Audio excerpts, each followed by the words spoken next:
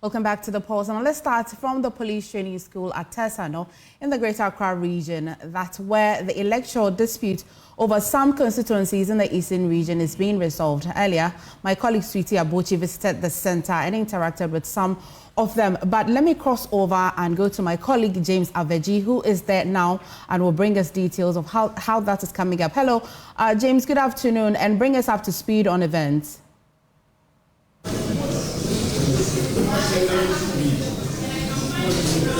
Well, good afternoon, and this is the Tesano Training School where the coalition is happening, one of their halls here at the school, and as you can see behind me, activities are currently ongoing, and this is where 4 coalitions have been ongoing. 2 of them have been resolved already, with 2 more to go. Now, the 2 that have been resolved were Akwetia constituency as well as the Fantiakwa North constituencies. Now, if you look to my right here is where the Nsawo Madrejri constituency coalition is currently happening, and that contest, which has been between Honorable Frank Anodompre, who is part of the majority leadership of Parliament, as well as Philibert Amenope Fume, who is also the NDC parliamentary candidate for the Nsawo Madrejri constituency. There is the coalition of Suhum constituency, where the race is between Mr. Frank Isedu Bekwe of the NPP. Let me just say that Frank Isedu Bekwe is not the Director of Public Health of the Ghana Health Service, but a different Frank Isedu Bekwe, as well as Prince Ado of the NDC.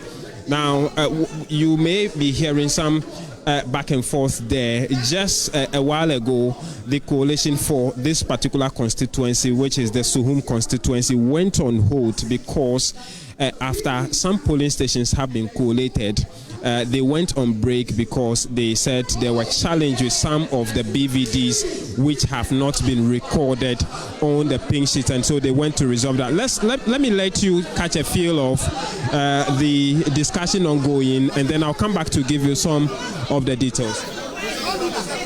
Don't do that. Two. Assuming without admitting that we even want to go by what she's saying, how are you going to verify the signatures? So, no. Let me make my point. Let me make my point. Let me make my point.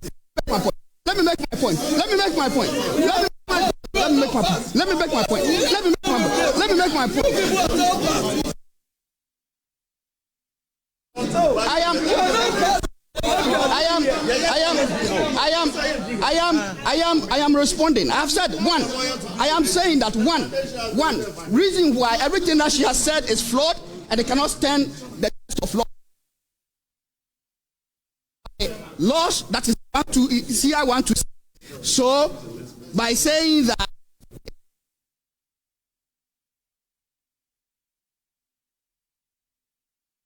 Two can sit here and verify if they were even counter signatures. Nobody can verify that it was the presiding officer that actually signed. Okay? And then three. The basis for which you would want to reject that is proper. It is not this forum. None of us here have that mandate whatsoever. None of us. No. None of us here have that. None of us here.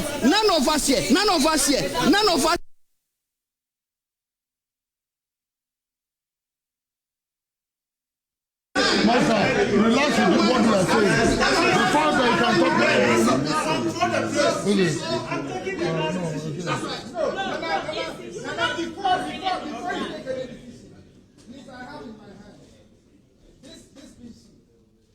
Can we validate it? So this particular thing, the presiding officer cancelled the DVD machine. He cancelled the number, and he signed by it. Yeah. Check the signature of the BVD that he signed, then check that of his signature. Yes. You can confirm. You can confirm. No.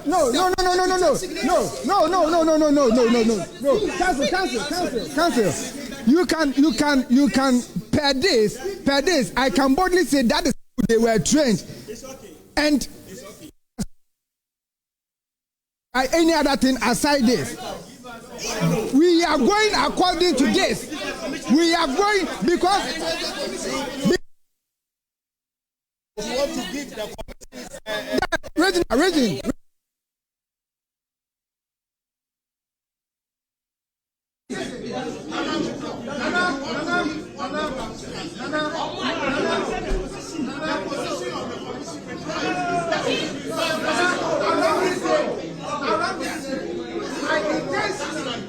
I intentionally separated this because your officers told us that if the person has signed, it means this is valid.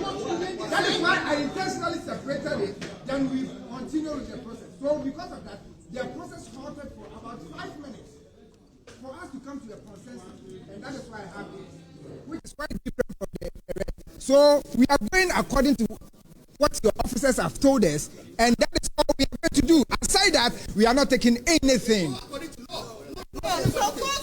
And so there is the NDC's submission also on the issues about missing BVD numbers on some of the pink sheet, and what they think about that, and what decision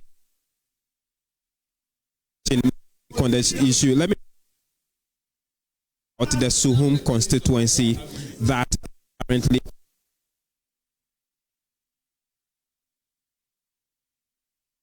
numbers not written on some. Two parties have been trying to find a solution to that. Before we take the conclusion or the final decision of the Electoral Commission on that particular issue, let me take you through what the previous constituencies how the previous constituencies have been resolved. I indicated earlier that Fantiakwa North constituency is also in contention, as well as Akwetia constituencies. Now, for Tiakwa North constituency, the results had been declared in favor of the NPP candidate Kwame Appiah-Kodua, who emerged winner of the Fantiakwa North constituency with some 11,574 votes after the re-coalition. The NDC's candidate Apau Redu Harun came second with some 11,297 votes. Just some 456 vote difference between the two parties. For Akwetia constituency, the NPP's NS Kumi came out winner of that after the coalition with some 19,269 votes, winning against the NDC's Henry Yadom Boache with 17,206 vote difference of some 2,063 votes.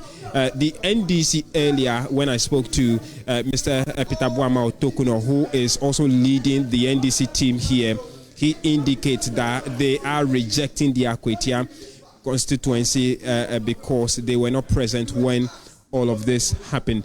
We can take more from the issue at hand, to where they're trying to resolve that, take admissions from parties before the Electoral Commission around the issue as to where something should be.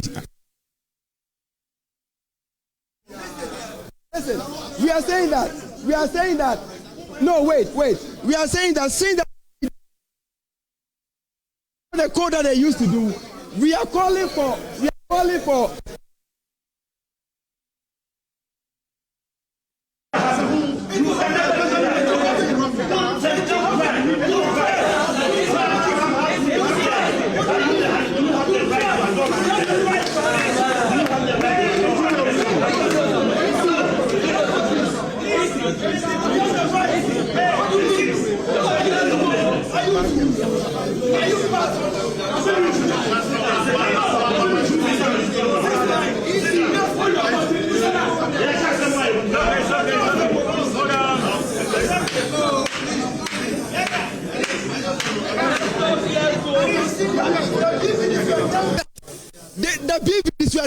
have evidence? Yeah, we have evidence. Give it a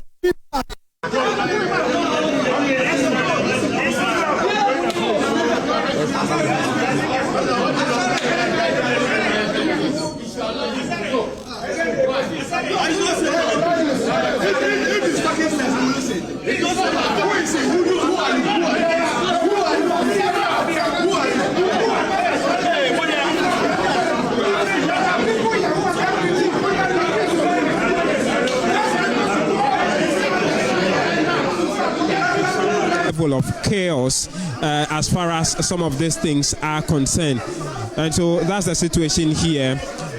Disagreement upon disagreement over what should happen to the BVD's cancellation here. Let's try and see if we can get ED to take a speak.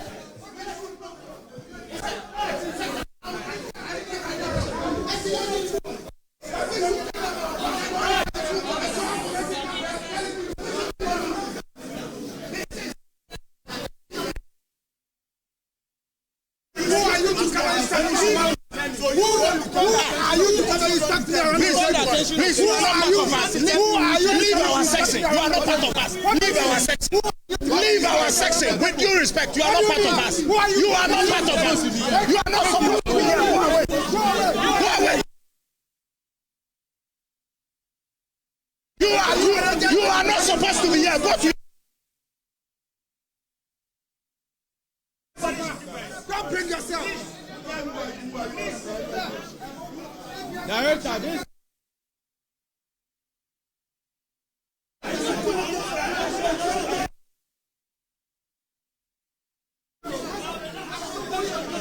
They are encroaching the session. OBM is not supposed to be here.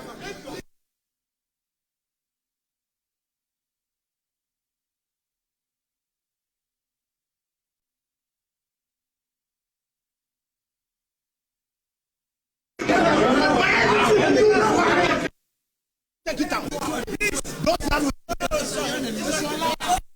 the numbers are there. Let's fight the police. No. Make a ruling.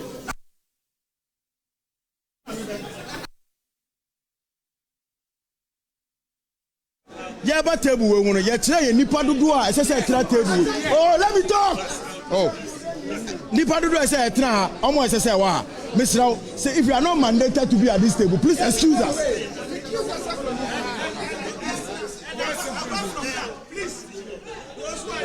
The law. In the law, the collation officers are supposed to be 2. It's for convenience sake that we ask that the candidate and one person should join us. We are supposed to entertain only 2 agents. So if you don't keep quiet, we will exercise that power here. Exercise it and let the rest go. Then everybody will give us only 2 people. Yes, you have to. The next thing is that the writing of the BVD number, whether it was written and it was cancelled and the writing was written again, does not invalidate genuine ballot. So that is the position, please. That is the position. That is the position. Yes. That is the position. So all those who are not supposed to be here, please, the police, let all of them be here. Yes. Let all those who are not supposed to be here live here. Yes. Yes. Please. NDC, how many are you? You are 4. Okay. I'm not coming back to that again. How many are you? We are supposed to be 4. I'm the lawyer representing them. Okay. No. How many are you? 1, 2, 3, 4. I have to give myself 4. We are not. I said 4. We are dealing with only 2 agents. But this man, you are 5. What about this man? No, this is not what we are saying. So the EC is trying to find some sanctity, get some sanctity around the table to continue the process. The returning officer is now insisting that anyone who is not supposed to be part of the team around the table, giving the political parties the opportunity to get only 4 persons to represent them around the table while the process continues. And so the decision of the Electoral Commission now looks like there is still more confusion about the numbers and who is supposed to represent. Can you identify the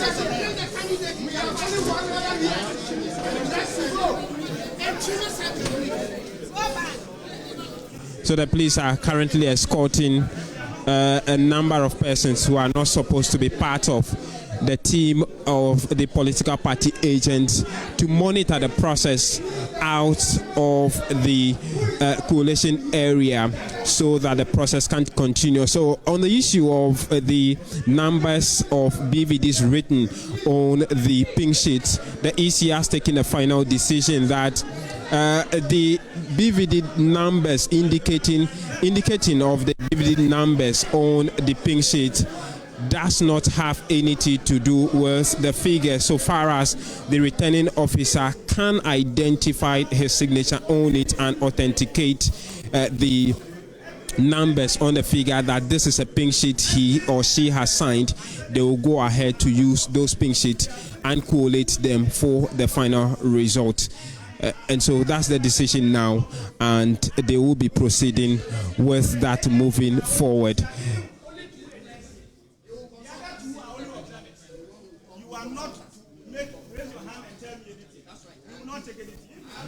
So, so that's the decision. Looks like calm has restored to the table now, trying to get former local government minister, Mr. Obiamwa, who is part of the team who are monitoring the NPP's party coalition here. Earlier, the majority leader, Honorable Alexander Penyo-Markin, was also here to monitor the process. Henry Nana Boachi, former organizer of the NPP, was also here to monitor the process for the NPP. Trying to see if I can get a word from Honorable Obiamwa, who is leading the team, part of the leadership of the NPP here. The NDC team, I saw earlier Mr. Peter Boama Otokuno, who is leading the team. He's been part of the process who collated for the NDC in the previous constituencies, which were collated 2 days ago at the EC's regional office in Accra. I was running you through the figures, and so Akwetia has been resolved, as well as Fantiakwa North have also been resolved. Calm has restored to the table now, and the coalition of Suhum constituency has resumed and will continue until a final candidate is declared winner of that constituency. The NPs or the candidates in that race are Frank Isedu Bekwe for the NPP, as well as Prince Ado of the NDC. The two of them are the major candidates in there, hoping to garner majority of the votes in order to win the elections. Let me try and see if I can get a word from the NDC camp. I saw earlier Ambassador Nto Bwahin of the NDC, who is monitoring the process here. Let's have a word with him. Ambassador, thanks so much for your time. We are live on Joy News. You've been here monitoring the entire process. 6:30 a.m. What do you make out of the process generally? I'll come to the specifics, but generally, what do you make out of the process? Well, initially we had problem of agreeing on the methodology to use to collect the results. So that delayed. And finally we agree on the ground rules. One, we use the pink sheet of the Electoral Commission, their pink sheet. And then we compare with our pink sheet and the other party too. Where we don't have the pink sheet and the other party doesn't have the pink sheet, we flag it. So where we have and the other party doesn't have, you also flag it. Where EC also doesn't have, you flag it, you put them down. And then those areas that we all have the pink sheet, that's what we are doing now. So after that process, then we go to the flag pink sheet. to reconcile. How do you come to agreement with them?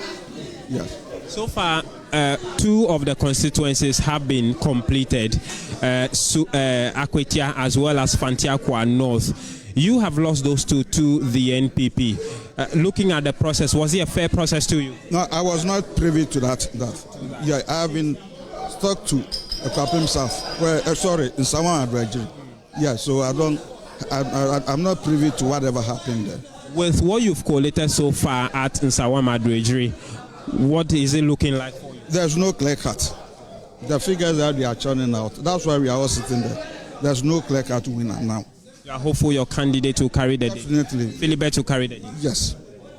Yes, because we are confident that the pink sheet that we have is very authentic. Yes. For the process so far, I've realized that after setting the ground roots, no form of disturbance or disagreement has arose so far. I mean, is this what you're hoping for, that at the end of the day it will go well? We don't see what we saw earlier. The process will not be terminated midway, while you have to wait a bit longer for the final result. So far, since we are on the ground, we haven't had any hiccups, and everything is going on smoothly. You can see it.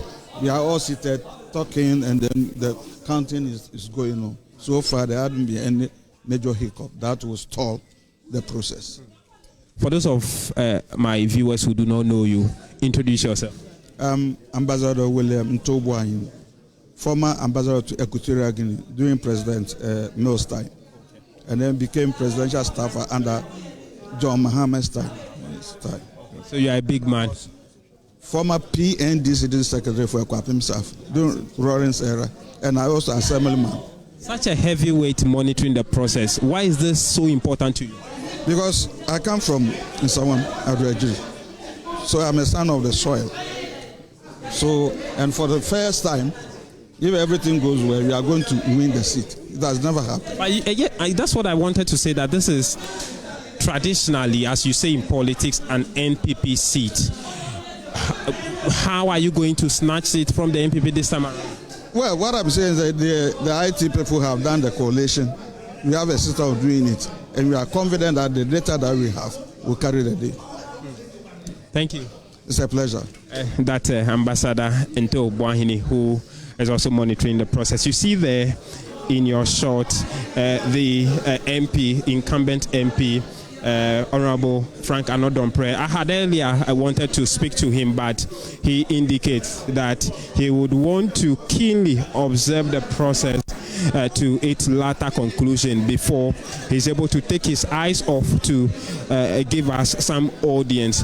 And so the process is currently ongoing. Let me see if I can take a word or two from Honorable Obi Amwa, who has decided not to go to Parliament again, but he served as a local government minister. And so you can't say that for some of these processes, he knows the in and out of it. Honorable, thanks for your time. We are live on Joy News. I'm sure you've been monitoring the process since morning. What do you make out of it generally? I'll come to the specific, but what do you make out of it generally? Well, thank you so much. As you say, I've been here since morning.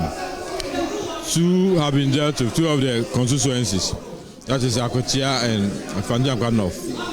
We are on the other 2, Suhu and Nsawam Adrejiri.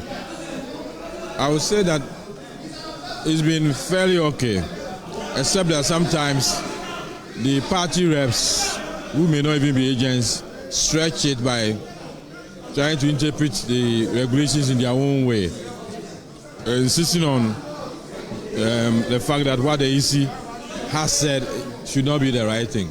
Some of these issues could easily have been resolved if, 1, we understand the regulations, and 2, we understand the process that EC is taking us through. That has delayed us up to this time, but I'm sure we've gone very far enough, and within an hour or 2, you should be able to complete the exercise here. You've been able to win the 2 previous that were collated, Akwetia as well as Fantiakwa North. I mean, the rest 2 that they are collating now, with all of the issues surrounding it, how positive are you that your candidate in those constituencies will carry it? Well, as far as we are concerned, we've collated our results. We have all the pin sheets, we created our results, and for both constituencies, we won. What we need is for all of us to go through EC to confirm the collation by itself and then declare who has won that particular seat. And we are confident that we will win both seats too. I want to take this a bit away from here. You've had a number of years in Parliament, looking at the fact that your party had lost some significant seats in Parliament and going into the minority. First of all, what didn't work for the party as far as the parliamentary and the presidential elections are concerned? What did I work for the party? What didn't work for the NPP as far as this election is concerned? Well, in the first place, we will say that we are disappointed. Disappointed that we didn't win presidential and we appear to be in the minority for the parliamentary. Our aim was to get comfortable majority and also get our presidential candidate elected. At the end of the day, our presidential candidate conceded when it was evident that he couldn't cross the 50% mark, which is the most important thing. For parliamentary, we are still on it, even though it appears that our colleagues on the other side have more of the seats than us, and that we will not be able to cross the 137. So we are going back to minority. This is not the first time we've been in minority. And I think that we should be able to learn a lot of lessons from what has happened, and then moving forward, do a better job than... What are the lessons? Well, it's too early for me to start talking about post-mortem. It's too early. We are still collating issues. People are bringing up what they found on the ground and some of the issues. And obviously, what is strange to us is the kind of violence which has been visited at collation centers against EC officers, party agents, and even security people. We never imagined, not even post-revolution in 1992, we will have such elections. Post-1992, when we wrote stolen verdicts, we're saying that ballot boxes have been stabbed, we're saying that minors had voted, we're saying that figures had been changed. By the end of the day, there was no such violence that we have seen. It's strange to us, and we thank God that Ghana is still at this stage. Because if two big parties were to engage themselves in violence, the whole country will be destroyed. So we never anticipated that the collation center, at the close of polls, when we are ready for the results to be collated, we are visited with violence. Check, your media house will know, across the country, destroying ballot papers, burning them, destroying pin sheets, as we put it, attacking EC officers, asking them to sign documents even under duress. It's never happened in our history. And I thought that going forward, we should have been more refined in even what we do. Now, the biggest challenge now is, next time, how do we manage the collation process? Does it mean that the EC would have to bring all the pin sheets, even for parliamentary, to Accra and then collate? Or we have a better means of collating without all this violence and controversy? Because if we had had a better system, we would not have come here and we would not have spent so many days trying to get who won where and whether the figures are right. 5 days after election. Yes, it's unacceptable. It's unacceptable, and I think that we should go back to the drawing board and see how best we can do this without all this violence and all this controversy. And obviously, I know that even court cases will come out of it. Okay. Let me finally pick your thought on how the next parliament will look like, because this hung parliament, which is ending few days from now, has been riddled with quite a number of issues. The next parliament, you are not going to be part of that, but how would you expect them to tread to enhance the democracy, the parliamentary democracy of the country? Because there are a lot of people who think that the parliamentary democracy under this current parliament has not been the best. How should the majority thread, and how should your party, the minority, also hold them in check? Well, as you said, I've been in parliament for 4 terms. The first 2 terms, I was on the minority side. The next 2 terms, I've been on the majority side. In the first term of President Kufuor, the MPP had 169 seats. So more or less we had enough majority seats to be able to carry out the business of the House. Usually when it happens that way they will say that you can have your say, we'll have our way. But obviously the most critical thing is to have the country at heart. If you have overwhelming majority, whatever decision you want to take, you should show whether it will be in the interest of the country. As for the minority, no matter how small the number will be, theirs is also to put government in check. So obviously they will have their say. How effective can the minority, the NPP minority, do that in the next parliament? No, but if they do their work well, if they examine every document which comes to parliament, whether it's a bill, whether it's a financial act, anything that comes to parliament, is for them to point out whether this is satisfactory or there are challenges which should be addressed. At the end of the day, they'll be talking to the general public. Ghanaians will be listening. We may have the numbers, but if what the minority is saying is valuable and Ghanaians think that is valid, they will be making their case to the whole world, especially Ghanaians who will vote. So having a majority or comfortable majority per se doesn't mean that you can railroad everything in parliament, because the consequences will be that the general public who put you there will be looking at you whether you are fit to still be there. We had 169. Second term, we dropped to 137. We had to depend on independent to be able to do government business. So the same way, if you have this overwhelming number and you don't carry yourself well and think that once you have the numbers, you can brush aside what people say. Because sometimes it's even the electorate, the persons who have elected the MP, who will tell the MP, we don't want this, when you go talk about it. But if you have the numbers and you brush it off, it means that they will be waiting and counting to the point where you come back to them and they may decide that they didn't like what you did, so they will have to change you. Do we expect more chaos? Do we expect what? More chaos on the floor. No, not when, of course, the hang parliament created its own problems. And we didn't handle it well, because I didn't believe in MPs jumping to the seat of the speaker and trying to even yank away the seat from under the speaker, and then fist-cuffs, engaging in fist-cuffs and shouting matches. I didn't expect it. But they say it happens even in other parliaments. What we expect is that now there'll be no contention, strictly speaking, about numbers. But it's even possible that those on the majority may be convinced on a certain matter to even join the minority. It's possible, you understand? And when that happens, you will see that maybe the absolute majority you have may not show when it comes to counting. You believe that is possible? Oh, it's possible. It happens several times. There are some situations where the question will be put, and the speaker will say that the noes have it, which will mean that it's almost unanimous that they should be rejected. So even though you may have the numbers, the government may even bring a bill or bring any matter which will have to be voted on.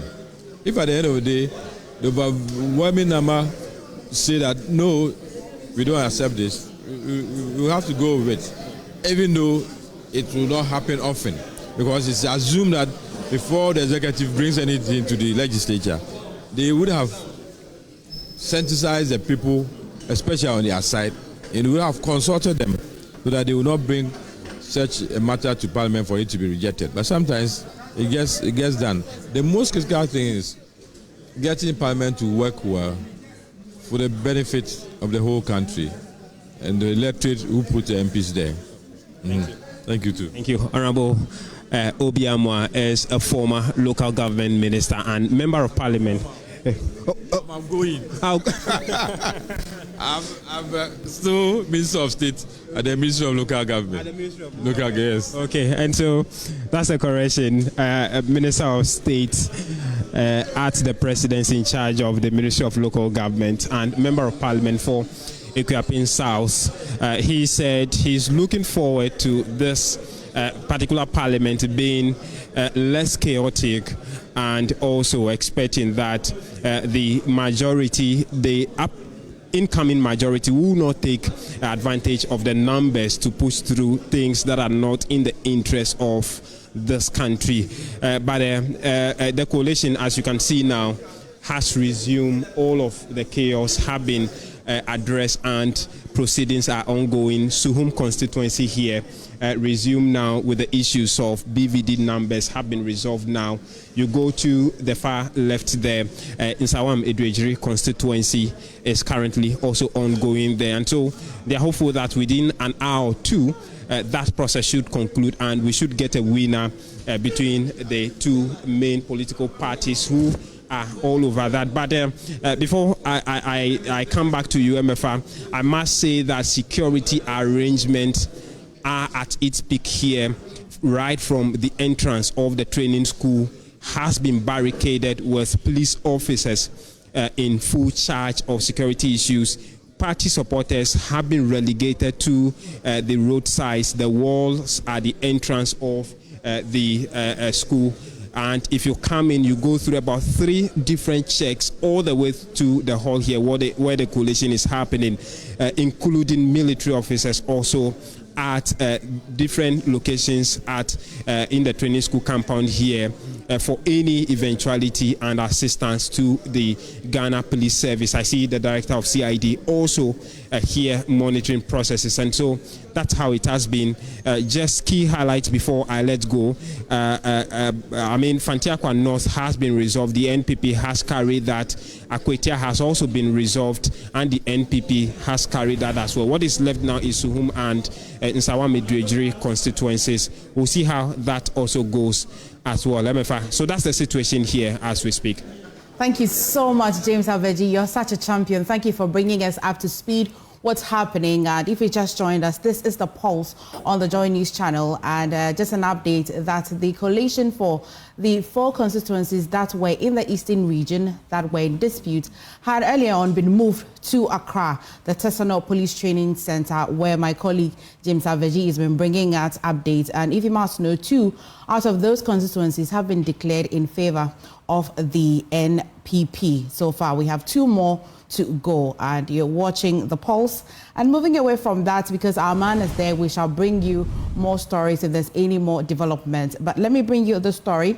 As the John Mahama transition team is disputing President Akufo-Addo's claim that Ghana has returned to the pre-COVID era of growth. Speaking on Wednesday at the inauguration of the joint transition team, President Akufo-Addo expressed confidence that the economy has recovered to the state as it was before his first term.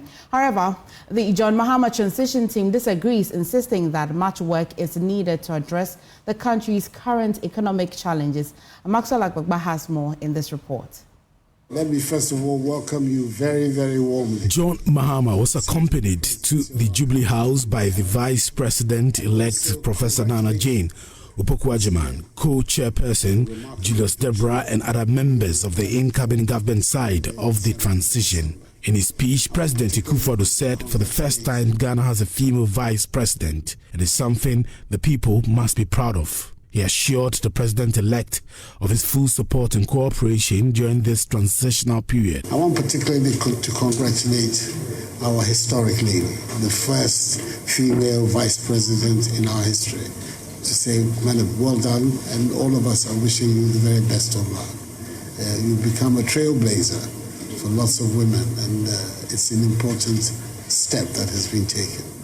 I believe we're back to where we began in 2017. It was the same venue, yes, whereby we were in reverse positions. Yes. Yeah. Also, take the opportunity to reassure the Ghanaian people of our determination to work together to ensure the seamless transfer of power, to continue to work together to deepen and consolidate democratic governance in our country. President-elect John Mahama said the joint transition team is going to work together in the interest of Ghana for a seamless transition. Democracy, and Ghana is the winner after the electoral process. We think that on the day, despite all the anxieties people had, Ghana has successfully done it once again. And so we can be sure that our democracy is safe and that working together across bipartisan lines we can continue to deepen and consolidate that democracy. Later at Accra International Conference Center, there was the inauguration of the Joint Transition Team. In his speech, President Akufo-Addo said the economy has returned to the pre-COVID era of growth, expressing confidence that the economy is back to what it was like in his first term. President-elect, Your Excellency, you'll be happy to learn that the Minister of Finance has just informed me on my way here that the third quarter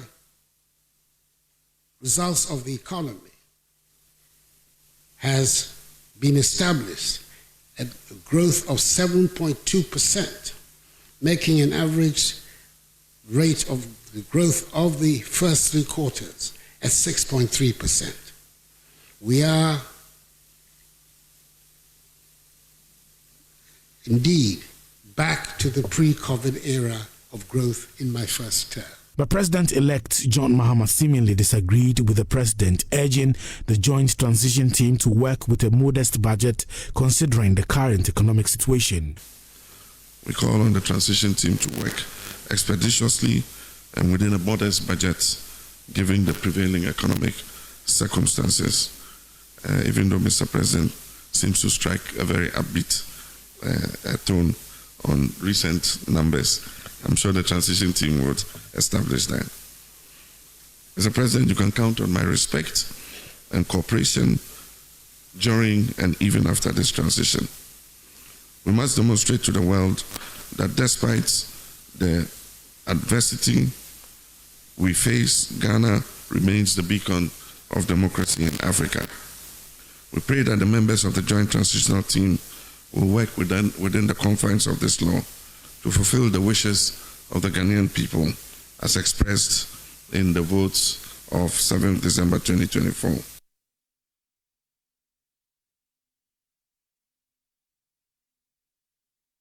Now, President-elect Mahama noted that the incoming administration is starting with strong goodwill, both locally and internationally.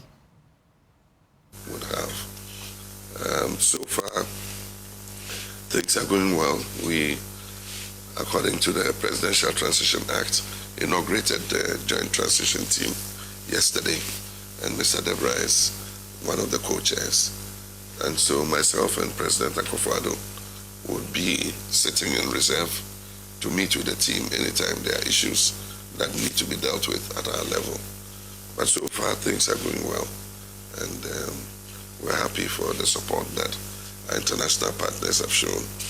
I've received a lot of congratulatory messages from several heads of state, and I had the opportunity to speak to President Macron, and also we have a scheduled phone call from the UK Foreign Secretary, and our neighbors, we have calls from our different neighbors, African heads of states. I think that we're starting with a lot of goodwill, not only locally but from the international community, and we're very grateful for that. Meanwhile, EU Ambassador to Ghana, Ishad Razali, congratulated Professor Nana Jane Opoku-Agyeman on her historic achievements as Ghana's first female vice president. But even deepen with the incoming administration. But first and foremost, congratulations to you, sir, to the running mate as well, who will be the first female to hold this position of vice president, and we wanted to acknowledge the smooth as well organization and conduct of the election, and wanted to present you with I would say the large scope of our partnership. Thank you. You're watching The Pulse on the Joy News channel. We go for a quick break. We'll be back with more.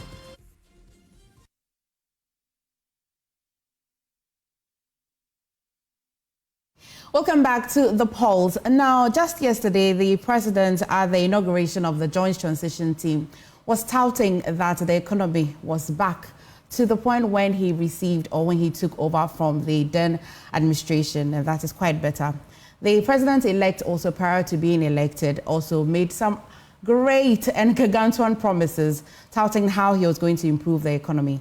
I trust my source. I trust Kofi Eje, and he joins me in studio to let us understand the real state of the economy and how feasible some of these manifesto promises that the president-elect was promising prior to the elections. Kofi, thank you for joining us. You know why I trust your source? I trust them because prior to the elections, you are like a prophet. You just, you just prophesied into the constituencies in the Ashanti region. Well, I think the data spoke. It just did speak very much. But so I know that yesterday at that joint transition that was inaugurated at the conference center, the president seems to want to give us some hope that the economy is back, especially at the time that he received it in its first term. Would you say that that's the case? Well, then we have to do some comparative analysis. If you look at the pre-pandemic level, of course, that was the golden period for the Akufo-Addo administration, where the economy in that 4 years grew around, I think, 7%. Mm-hmm. I think there was a time that the economy even grew by 8%. There was 6% and all of that. If you do the average, that will give you about 7%. But this year, we are done with just 3 quarters. You need all 4 quarters to strike the average and see the annual average for the year. Mm-hmm. We did 4.7% in the first quarter, 5.9% in the second quarter, and then 7.2% in the third quarter. If you strike the average, that's about 6.2%. So we are not yet at the 7%. Maybe if we possibly see the last figure for the fourth quarter, that will give us a clear indication whether we are back or not. But if you do what we have so far with the quarter 3, we are still below where we were, pre-pandemic level, where we're growing around 8% annually.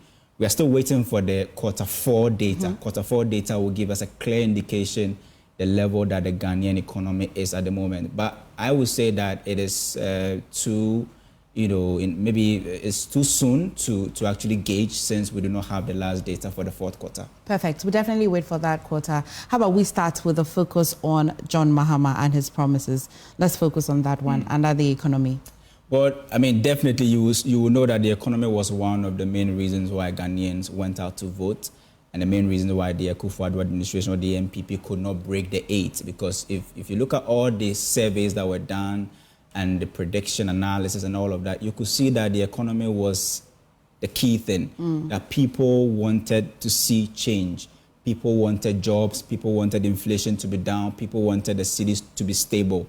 And so going into the election, you definitely will know that this is one area that both political parties were heavy in terms of their promises. We possibly will not be talking about the blue side because it is almost immaterial at the moment. We'll hold them to ransom, right? Absolutely. The green side is where the focus is, because we have a president-elect and he belongs to the green pot. And he's made 112 significant promises that he wants to do, at least promises on the economy. We've been tracking the promises in his manifesto, and we were able to count at least 112 that he wants to implement in his 4-year tenure. Now, we know that the 24-hour economy will be, since it's NDC, the bigger umbrella under which all other economic, promises possibly or policies will actually operate, because we are looking at the economy in a 24-hour system where he says it is going to run 3 shifts. But in terms of one other reason why I think that Ghanaians possibly voted him to power is his tax cut promises. That, for me, is very important. So let's analyze that aspect. What were some of the taxes that he decided to scrap in his, 4-year tenure? Let's go to the next slide. That will tell you the 4 taxes that he has actually promised, right, that he is going to scrap them. There you go. Let's go back to yes, so there are 4. Let's go back to the 4 taxes. First one is the e-levy. Let's go back to the 4 taxes.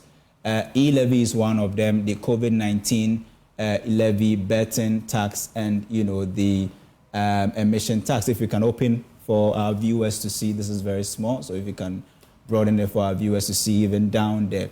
Now, let's look at the taxes one after the other. Now, e-levy, we all know how controversial it was introducing that tax in somewhat 2023. We all saw what happened in Parliament just by introducing that tax. And in fact, Mahama says that when he comes to power, there will be nothing like the COVID-19 levy. Why is this so important to Ghanaians? Because we know that now the mobile money transaction gives a clear indication of how the Ghanaian economy operates. The total number or the total value of transaction is almost tangential to our GDP. So it tells you how Ghanaians are spending and how mobile money is even becoming a source of financial inclusion. So people were not happy that such a tax handle was introduced. Mahama says, look, when I come to power, that tax will no longer be available. COVID-19 levy is a tax on consumption. Let's even stay with e-levy. Yeah. I mean, the feasibility of scrapping a tax that has its usefulness, especially because this was introduced post-COVID, so that we're told that we incurred some losses, so we're able to. Yeah. Are we scrapping it because you think it's a campaign promise, or we're scrapping it because the revenue that we're collecting for that we no longer need, or they have made in your findings, or you think that they have made another form of collection, or they've opened a wider the tax net at another angle that will be able to make up for this? That is the big hurdle ahead, because we are currently under an IMF program, and we know that one of the biggest tax under the 3-year pact we've signed with the IMF is revenue mobilization. How do we increase our revenues? How do we make sure that what we are spending and what we are generating, the difference in there isn't that significant?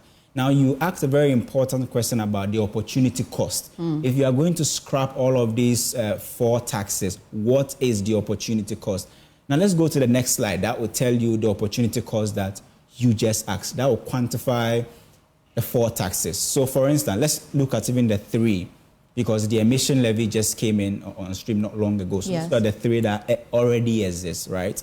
So COVID-19 levy, for instance, we know Mahama will be in power from 2025 to somewhere, let's say 2028. In this period that he will be president, if you look at the projected revenue that the COVID-19 levy could bring, that is 13.9, almost 14 billion Ghana cedis.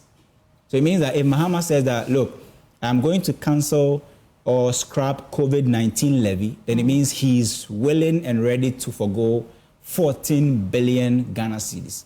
Stay there, Kofi. Stay there.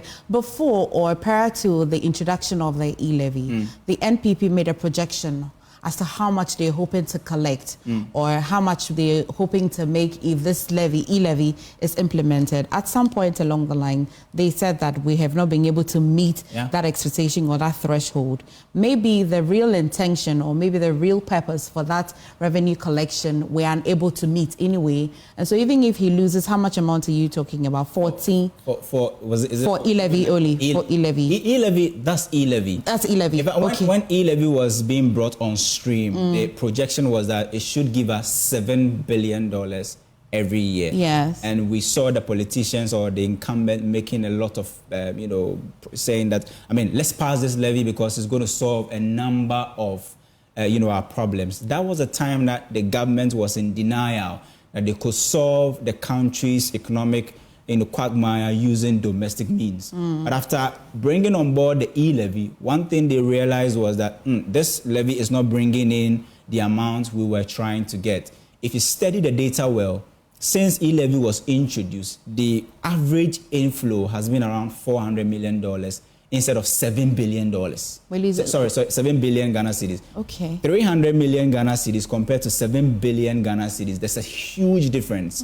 Huge difference between what you project versus what you actually get. So that tells you that this is a levy that is not working, because Ghanaians told you point blank that they don't want it. How are they going about it? People are, evading it. People are finding ways and means not to pay.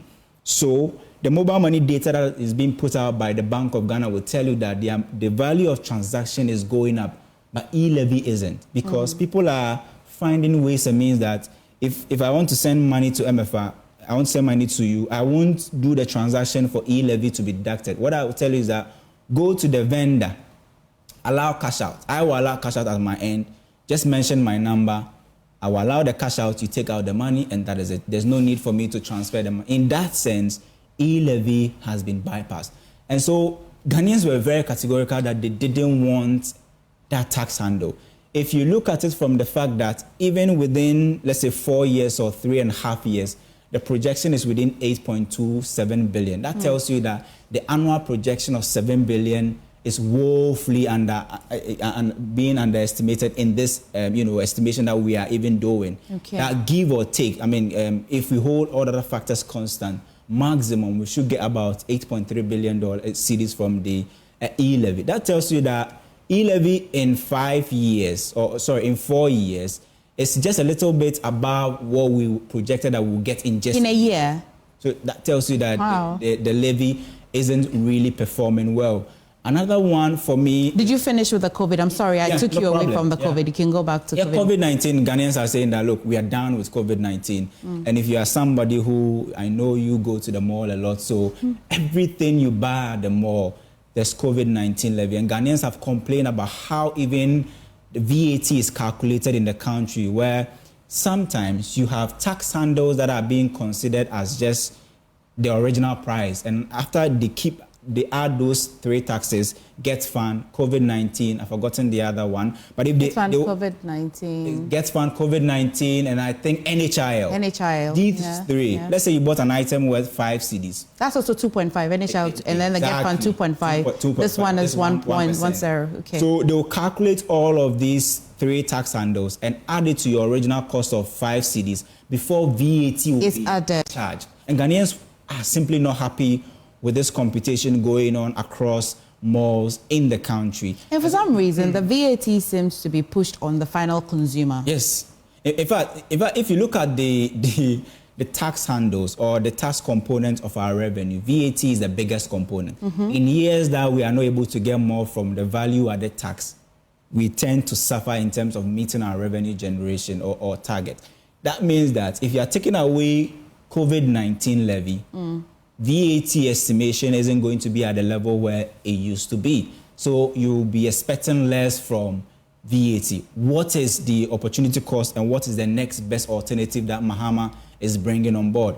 IMF already has put in the program that, look, if you are able to close your tax exemption gap, maybe you don't even need all of this taxes, because IMF says you are losing 2% of your GDP as a result of tax exemptions. So all of these 3, especially betting, we'll go to betting tax because there are moral conversations over there, social conversations over there before the math. But between the 3 of them, which one at least is progressive, which one is regressive? Well, none of them at all. The consumer. They are all consumption tax, and so definitely consumer will say this, we don't want it. It's very regressive for me. Very regressive. You can't actually see any progressive stuff about these 3 taxes, and so regressive in any way of all the 3 that are currently... I can't wait for you to talk about betting tax. Betting tax. Let's go to betting tax.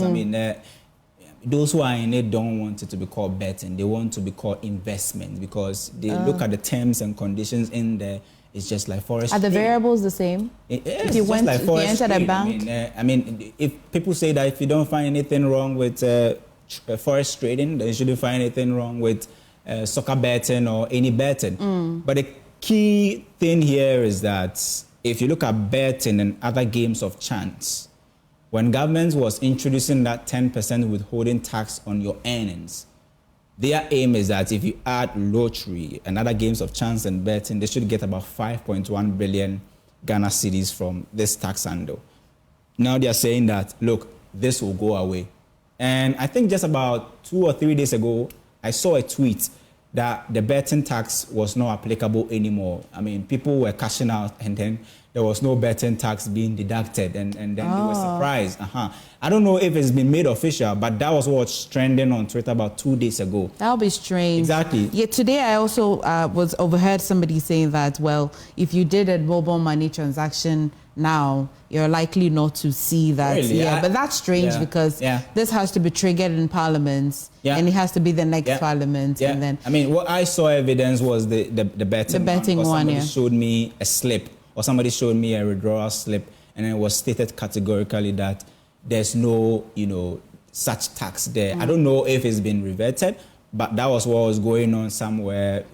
I think it was Monday or Tuesday. Post-elections? If it was prior to elections, I would have said it's quite a subtle... People didn't pay attention. Yeah. but in fact, the 3 taxes that we are talking about, or Mahama wants to scrap, this is the opportunity cost on the video or for you or to see. Maybe Mahama has another alternative that maybe he is able to bring on board. He can actually scrap all of these 3 taxes. Let's go to the next slide that talks about our exchange rate. If we have time, we can talk about the exchange rate because it's one thing that bothers every Ghanaian. And we have said that if you look at one of the reasons why possibly the MPP didn't get more votes in the Ashanti region is that we said it the last time that if you look at the nature of the Ashanti region, that is almost like the informal trade hub, especially Kumasi of Ghana, where almost majority or significant components of Ghana's informal trading goes on in Kumasi, just by its mere, geographical positioning. Because if you want to come to Accra from the north, definitely you have to use Kumasi for commercial reasons. If you want to move from the south to also the north, you have to use Kumasi for commercial reasons. And if you look at the Kumasi itself, almost everybody is an entrepreneur and almost everybody owns a business, and they do a lot of importation. Yes. So when the CD was performing bad against the dollar, Kumasi, possibly I may say that was one of those areas that was actually affected by the poor exchange rate. Now let's look at this chart. Let's go to the next chart that will possibly tell the story well in terms of the exchange rate thing. Now, when Mahama was leaving office, he left an exchange rate of $1 to somewhere 4 cedis, 2016. Okay. When he was leaving office. Now he's coming back, looking at this mountain on the screen, where $1 is now between 15 cedis, 50 pesos, and 16 Sometimes cedis, 16, 20 pesos. I mean, it depends on where you go. But this is what he is coming to meet, and you could get from his, his body language when he was declared the winner. That he was happy, but you could see that he knew the tax ahead. Because he knew that he left off somewhere around 4 cedis. He's now coming to face 16 cedis. And he's promised Ghanaians that he's going to bring the exchange rates situation down. Well, is it even feasible or is it even possible that a dollar rate, the exchange rate can really reduce? Because I like to think that the factors that contribute to the exchange rate are highly external. Well, highly external, but there are domestic aspects that we can control. And if maybe team member from Mahama's economic team is possibly watching, one other place that Mahama can get a lot of dollars from, because it's demand and supply, right? We've spoken about this before, that if you want to solve the exchange rate situation, maybe forget about, let's say, the gold and cocoa is significant. Gold is significant anyway. But one thing that we keep forgetting as a country is remittances. Anytime a Ghanaian leaves the shores of the country, we've lost something. But that person also goes there, work, and they remit money, right? Now, if you do the math, you will realize that between 2018 and 2023, the country could not account for about $12 billion of remittances that came into the country. The CD equivalent was recorded all right, but nobody knows where the dollar or the forex equivalent went to.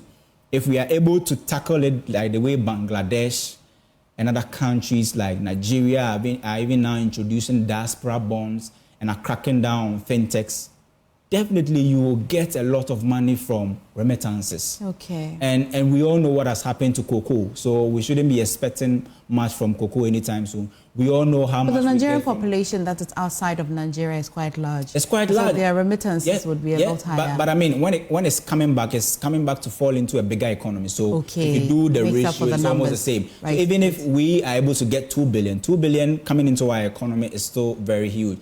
Like maybe unlike it goes to fall into a Nigerian economy, that's very huge. So context, I mean, it's important that looking at the nature of our economy, $2 billion will be good because we are surviving on a $3 billion bailout package from the IMF. Overview.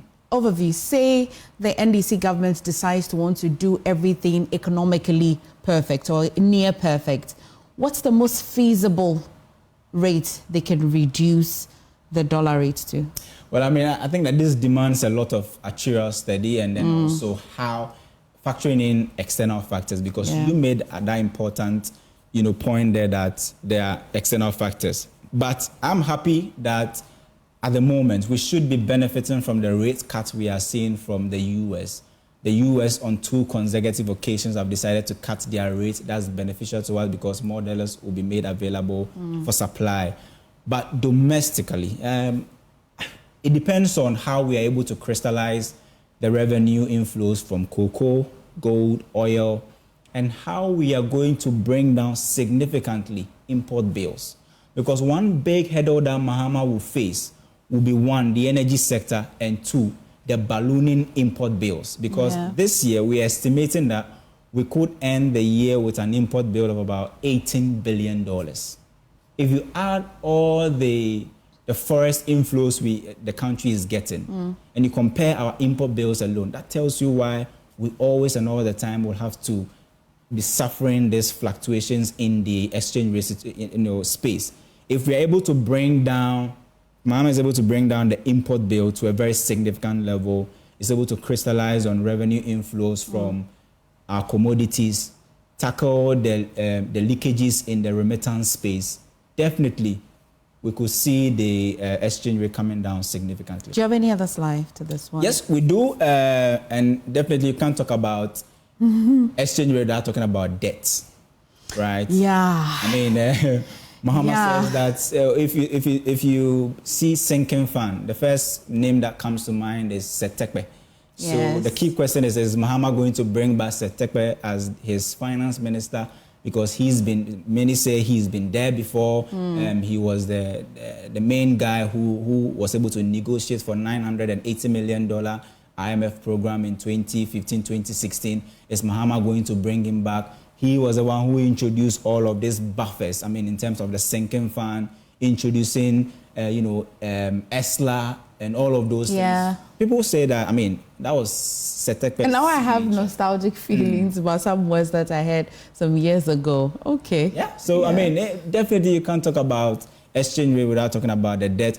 If you are able to scroll to the next slide, you will see that the reason why Mahama possibly wasn't so of himself jubilating was that, let's go to the next slide, because he saw this mountain.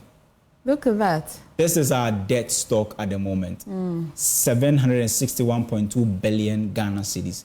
When he was leaving, it was around 122.3 billion Ghana cedis. Now he's coming back and more than 500 billion Ghana cedis. Surely they are not traveling from 2012 to 2016 thinking that the circumstances are the same in 2020 and 2024. Surely they're not. Absolutely. I hope not. Absolutely. I hope not, because the circumstances definitely are not the same. Yes, there is a tall mountain, but the NPP government will make a case for it that, of course, maybe if you were in power at the time that COVID hit, it would have been disastrous. They've been making that assertion all the time. I mean, but we didn't see Mahama during COVID, so we're unable to measure. Let's just cut him some slack. Right. That he left 122 and he's coming. It's a matter of what you left, right? And what you're leaving. and the last one, maybe let's go back to that slide. No, the slide before. Before this one. After this. After that one, okay. Yeah. For me, that's very important. No. Let's move forward. No, forward. Forward.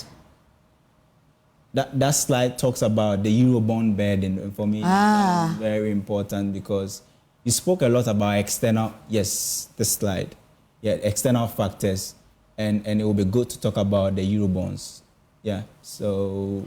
Whilst they're at it finding it for us, I like us to talk a little bit about the 24-hour economy, because even out of the many promises, what I'm going to reduce or what I'm not going to reduce, at the heart of it is a 24-hour economy. Now, many have said that it has to be driven by demand and supply. And so how are you initiating a 24-hour economy? Where is the demand and what will we be supplying? Many say you could trigger it with policy making so that you trigger it in a way that there's some sort of demand. But are we not possibly to go back, because if there's no demand for a certain, say, a particular service, that will require that we employ more people who will run on a certain shift, or even particular product, if there's no high demand for it, then the economics, you can really not go far away from demand and supply. I'm dying to hear from you that if you have looked at it carefully, yes, they said that they are going to implement it. They say that it's going to be in bits and all of that. But I've been trying to look at the sector in which maybe it can even start from pay, demand and supply.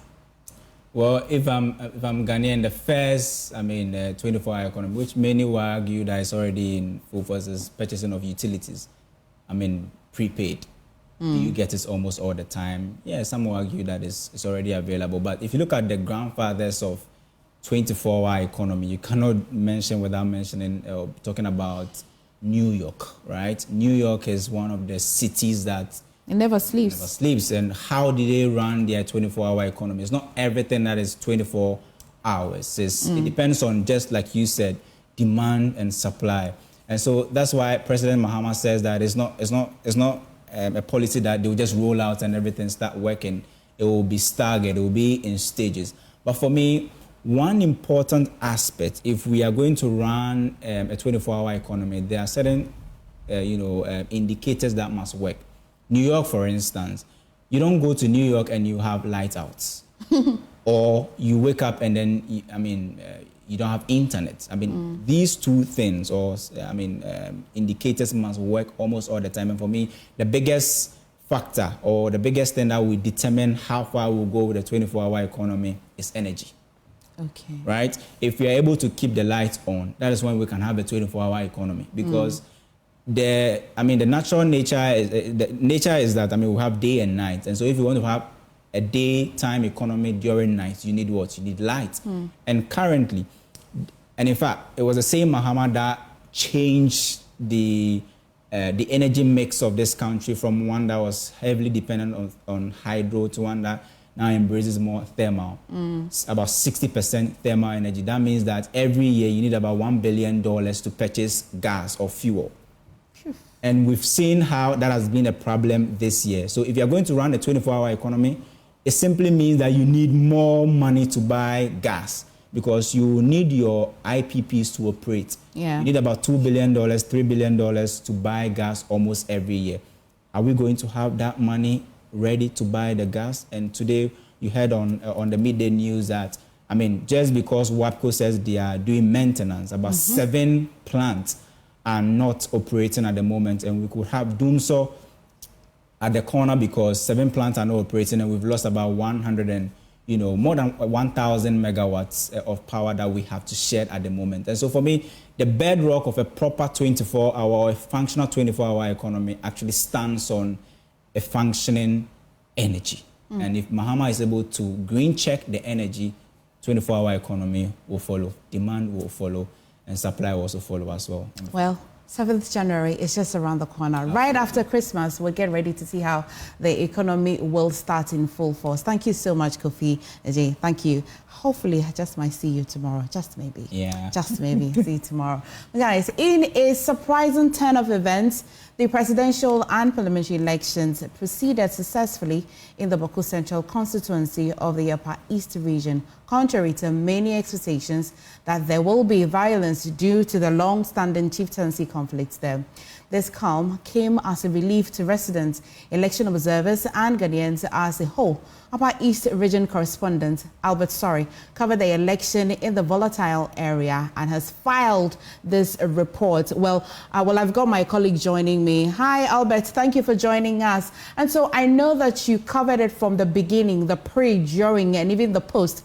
Over here in Accra and many parts of Ghana, there's been some post-election violence, many disturbances. Can you just walk me through how you covered it and give us that surprising news that has been rather peaceful during and before, even during and after?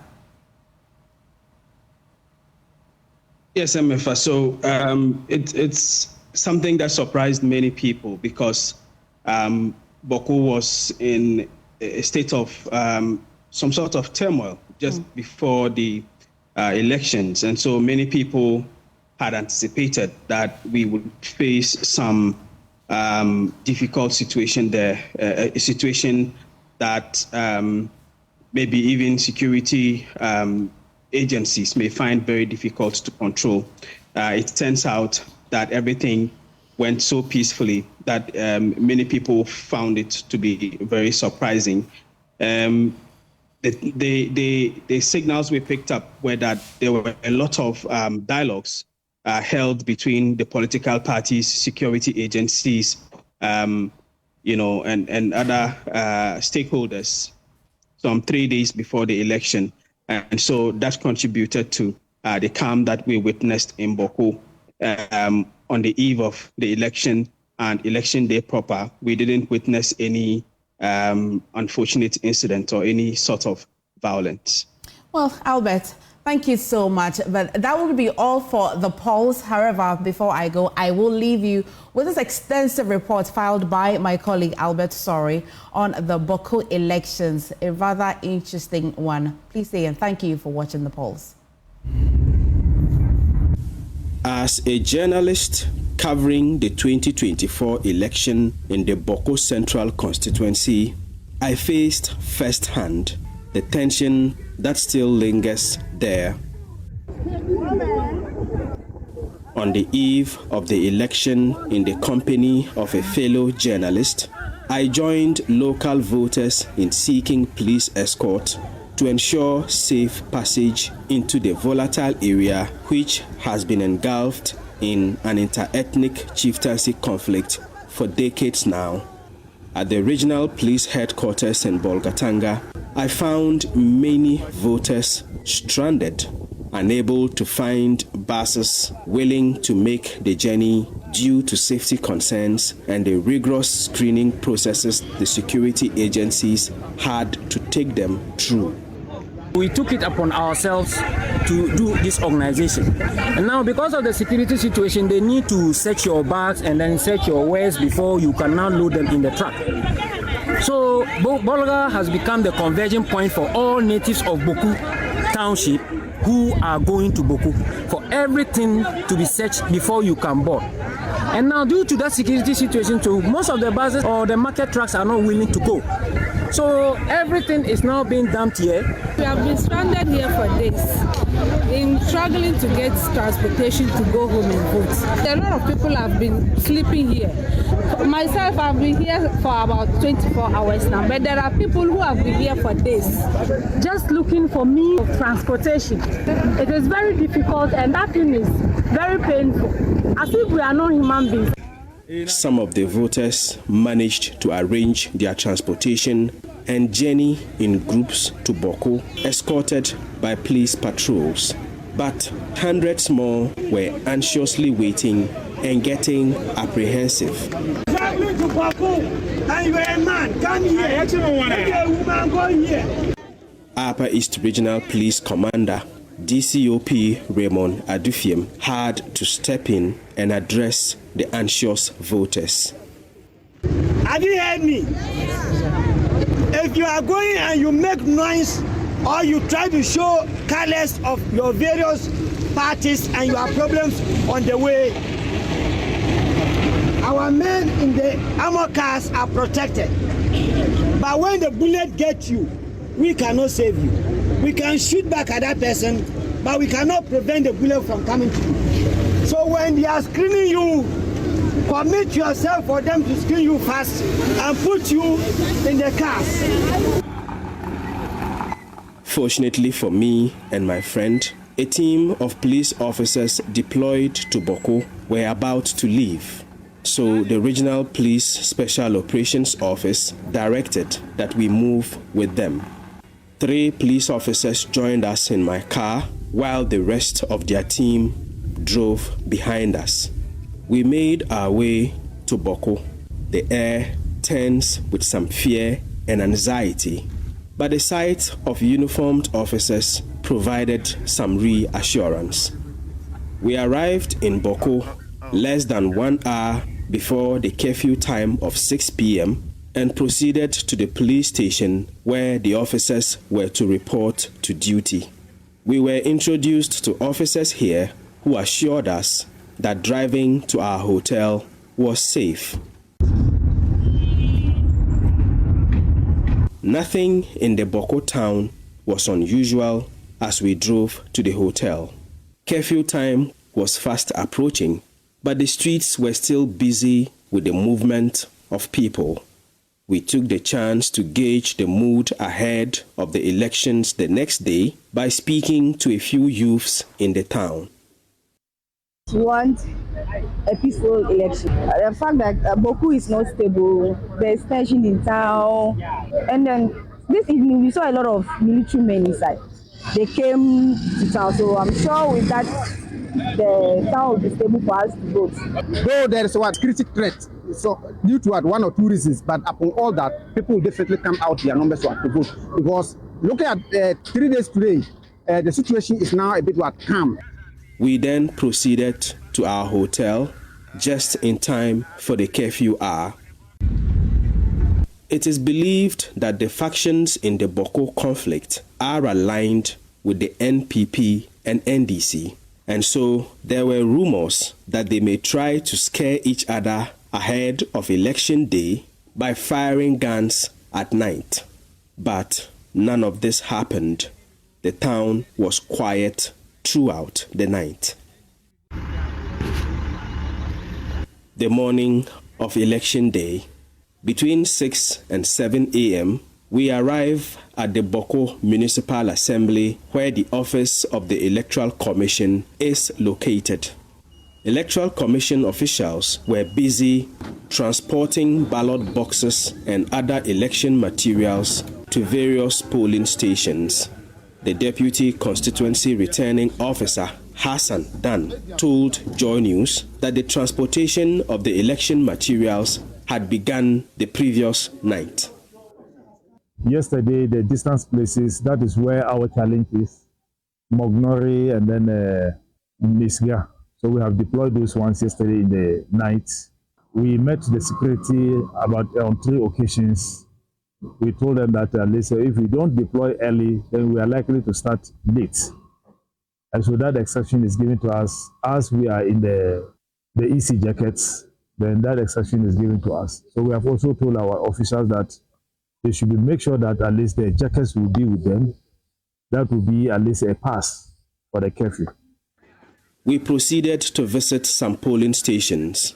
Of course, conscious of the volatile security situation here in Boko.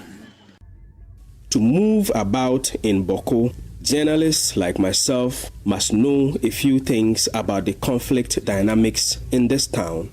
First, as long as you do not belong to any of the factions in the conflict and do not interfere or take sides in it, you will not be a target. Also, the town is demarcated into territories belonging to each faction in the conflict. A journalist must know these territories and have a good relationship with the people. And last but not least, each faction has fighters and people watching the streets for their enemies or suspicious persons entering their territory. So security agencies advise that as a stranger, you should drive with your windows open at all times so you can easily be seen by anyone watching from a distance. This keeps you safe as you will not be mistaken for someone else and get shot at or attacked. With all this in mind and our vehicle branded, we moved about the entire town without any problems. Before 8 a.m., we sighted more voters arriving from Bolgatanga in buses escorted by the military.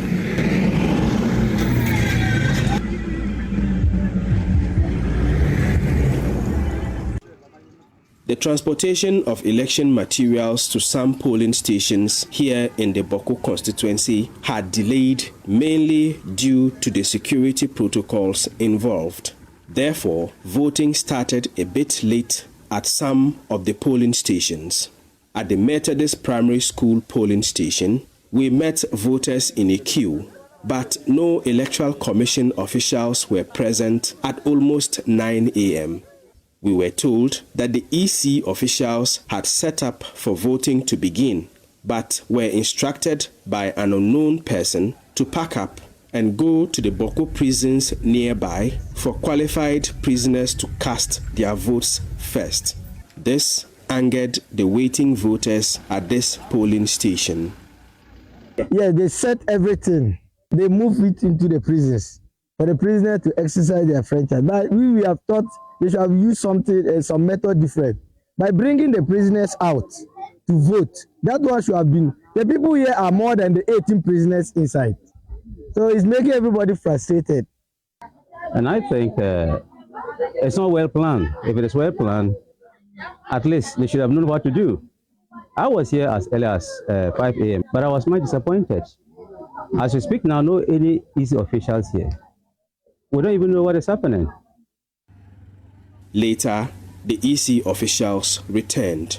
The returning officer for this polling station, Dasmani Ayoma, explained why they temporarily left. You know, the prison is just closer to this our station. So we're called that we have to move to the prison yard for them to finish voting before we come here to continue those that are here. Yes, I was instructed by EC, and that's why we did so. Yeah, there were 17 of them. Voting subsequently began here, and we proceeded to monitor the elections across polling stations in the Boko Central constituency. It was peaceful everywhere we visited. No challenges or disagreements whatsoever.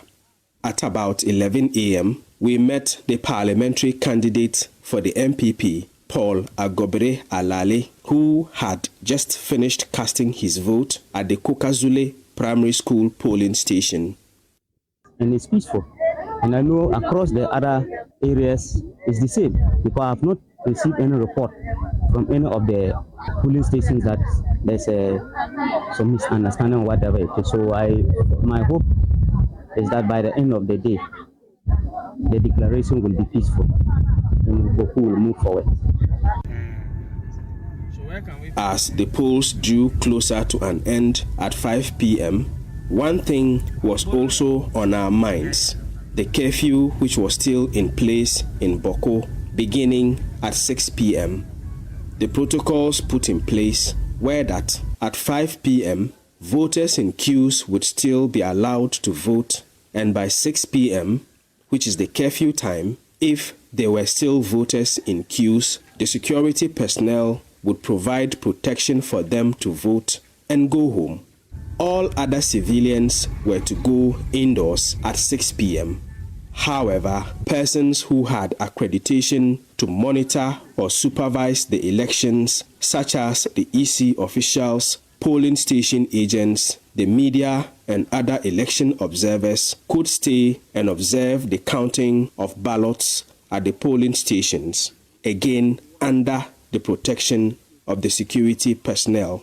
We observed counting at the Old Court polling station.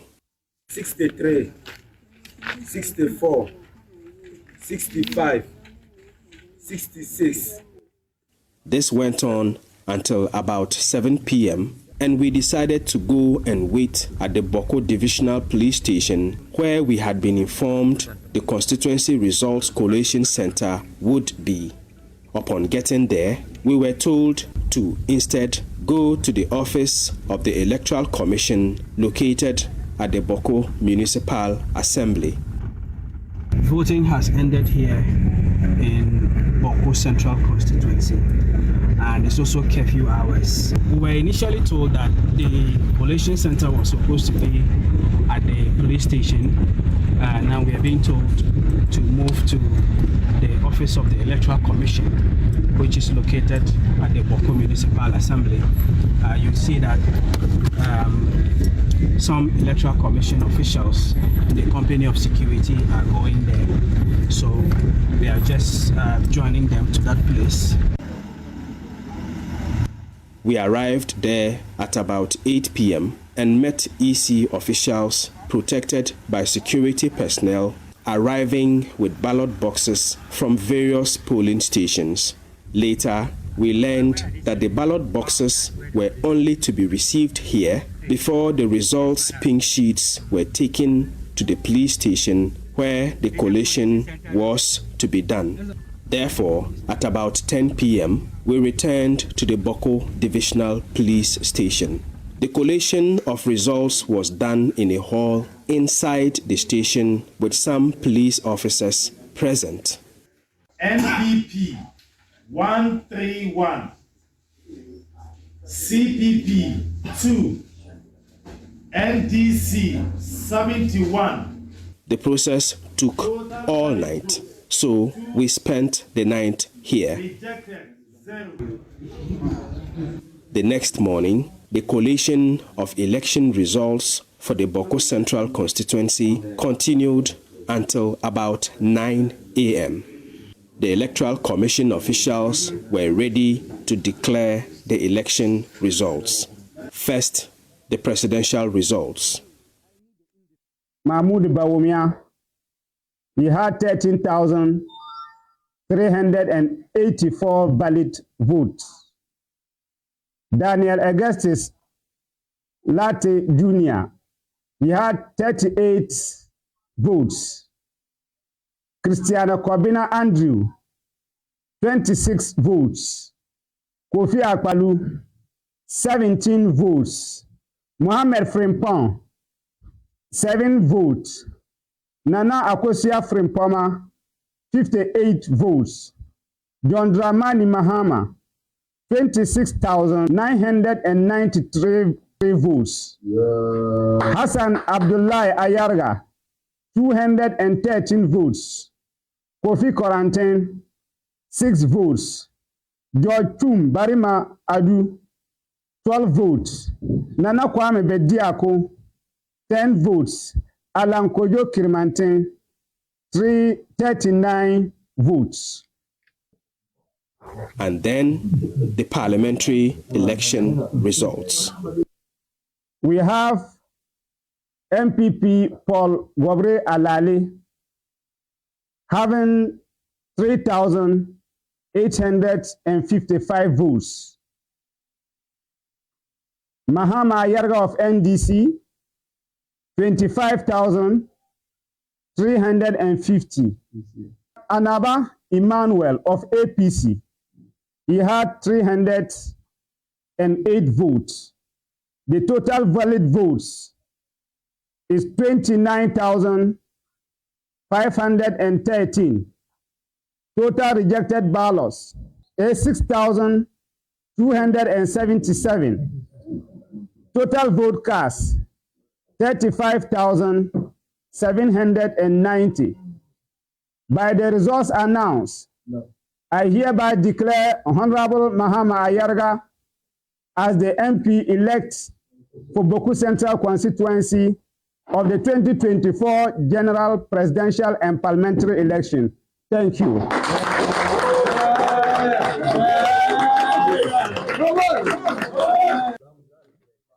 The NDC's parliamentary candidate, Mahama Ayariga, won by a landslide to serve another term as the Member of Parliament for the Boko Central constituency of the Upper East region. This will be his 5th term and 4th time consecutively. He was happy about the peaceful nature of the elections here in Boko Central, despite the initial fears that there could be chaos. Indeed, a few days to this election, there were many who did not believe that elections will be held in Boko Central constituency. But the staff of the EC have proven that even they can do the impossible. So we want to thank them very much for what they have achieved. And again, let me thank the members of the security agencies here, led by the divisional police commander, Mr. Adamu Seidu. Very important has been the role of the Ghana Armed Forces. Indeed, they have proven that they are the Ghana Armed Forces. And they have made sure that Boku Central's election has been the most peaceful in Ghana, contrary to speculations. So I want to salute the Northern Command, led by Brigadier General Tay, and his able assistants. They've done a wonderful job, the Ghana Armed Forces, and we in Boku are very, very grateful to them. We waited for some time to be sure there were no threats of violence after the declaration of the election results. When we were assured it was safe, we made our journey back home to Bolgatanga, the streets of Boko, peaceful with sights of a few supporters of the NDC jubilating.